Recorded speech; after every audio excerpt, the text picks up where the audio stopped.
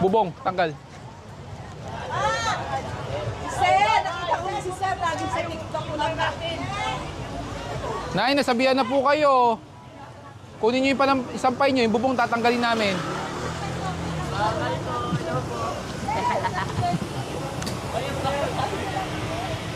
Pasok nyo po yung maupuan nyo. Nay, nagsabi na po ako sa inyo last time. Sabi ko, wag po kayo mag-i-extend. Diba? Yung mga... At tanggalin na po namin yan. Kupiskain namin, ha? Yung mga lamesa, gawan nyo po na para ipasok na po yan.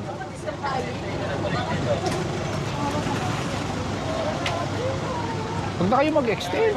Para maganda rin tingnan yung labas ng bahay nyo. Ha? Delikado po to.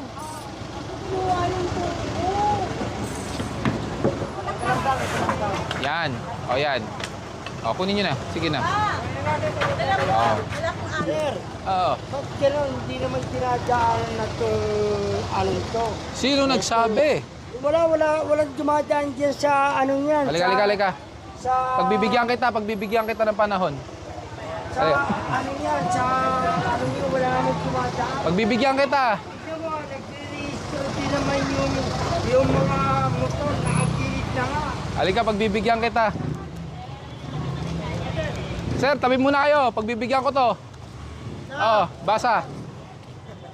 Cubao, Santolan, EDSA. Take Oo this nga, road. pero One yung- way. Yung mga tao hindi na dumadaan dyan sa ano. Tignan mo, di ba inyo yung ano dyan? Mukhang nakarami ka kagabi. Relax ka lang.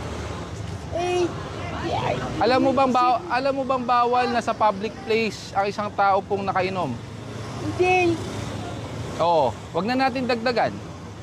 Bakit? Nakumpiskahan ka ba? Hindi, nananahimik naman sa gilid yung mga motor. Taga rito ka ba? Oh, dyan, Oh. nagpasukan kasi sa amin yung mga motor. Aba, syempre. Kalsada to. Sa'yo ba yung kalsada? Sa'yo ba yung kalsada? Eh kung sa inyo nga, bakit nalalakaran ba yan ng mga tao? Isipin nyo naman. Ilang taon Kung ka na? nalalakaran yan ng mga tao. Kailan ka ba lang lumipat dito? Hindi mo ba alam na alternate route na to? Ginawa ng gobyerno?